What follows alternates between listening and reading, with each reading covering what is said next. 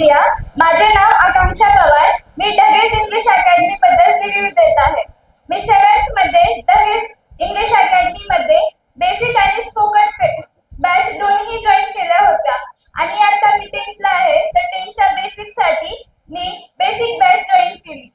मी teachers बद्दल review देणार आहे. मी सचिन आनंद सरांच्या बॅचला होते 7th ला. स्कूलमध्ये आपल्याला खूप शिकती नाही येतात, चान्सेस भेटत नाही, पार्शालिटी होते. तसं इथं काहीच नाहीये, कारण सगळ्यांना चान्सेस भेटतात. रोजचं स्पोकन मध्ये प्रॅक्टिस होते, स्पीचेस, इंटरव्ह्यूज सगळं जी होणार आहे. सरांना बोलल्यावर एक वेगळाच कॉन्फिडन्स येतो. मी बेसिकला आहे ह्या वर्षी 10th ला.